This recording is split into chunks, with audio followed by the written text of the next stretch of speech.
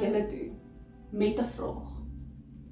Waar is die vreemdste of interessantste plek waar jy al gebid het?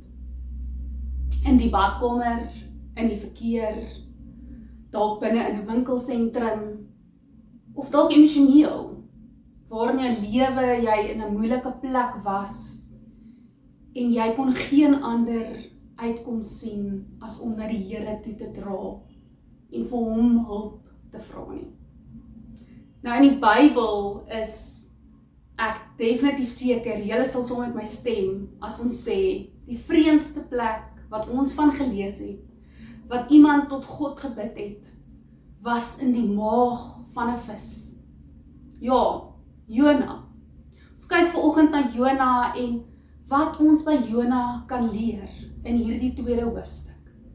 Die vis het hom ingesluk en hier sit hy in die diepste donker, omdat hy sekere keuses gemaak het. God het hom gevra, gaan na Ninive, en Jona het weggehardloop. Nou sit hy stoksiel alleen, met seeblare om sy kop gevou, en hy bid na God toe. Want hy besef, dis al waarheen hy kan gaan. Hy moet terugkeer na God toe. En hoe mooi is hierdie nie?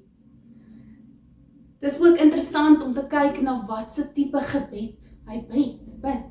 Hy bid nie, Here, help my nie. Hy sê, dankie Here, dat ek weet, U het my klaar gehelp. Hoe mooi is hierdie nie? Hoor hierdie stuk genade wat hier ook is. Jona het besluite geneem om op hierdie plek te sit, maar omdat hy in die vis is, wys dit eintlik klaar, God is nie klaar met hom nie. God is daar ook, by hom, in die vis, en hy kan net na hom toe draai. Charles Spurgeon skryf so mooi ook oor hierdie deel, om te sê, as ons die gebed verder lees, dan weer klink 'n deel van Psalm 42 hierin. En dit sê dan, hy sê, die man wat binne in die vis is, het ook 'n boek binne in hom gehad.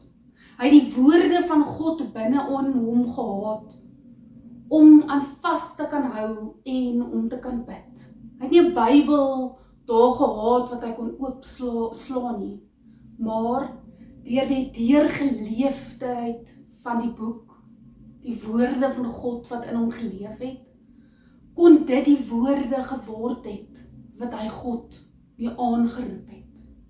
Wat hy gesê het, Here, dankie dat U my nie verlaat het nie. Dankie dat ek weet, ek sal weer U in die tempel kan aanbid. So hoor hierdie woorde vanoggend. Hoor God se genade, dat maak nie saak in die diepste donker gat wat jy is nie. God is daar by jou.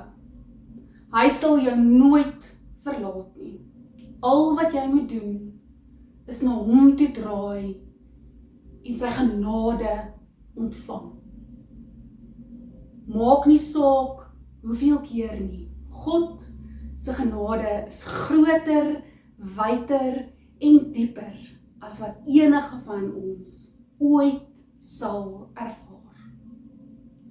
So onthou vandag, maak nie saak in watse situasie jy jouself beleef nie. Draai na God toe en hy sal tot jou redding verskyn. Altyd. Elke keer. Kom ons bid saam. Here God, dankie dat ons kan aanroep en sê dankie dat U ons altyd bystaan. Dat U altyd daar is vir ons. Maak nie saak wat ons gedoen het nie. Here, laat ons dag vir dag uit hierdie liefde leef. Uit hierdie genade wat U vir ons het. Dat dit in ons intrek en dat ons weet, ons is nooit alleen nie. Here, laat ons dan ook hierdie genade uitleef verander. Amen. Julle moet 'n baie mooi geseënde dag hê.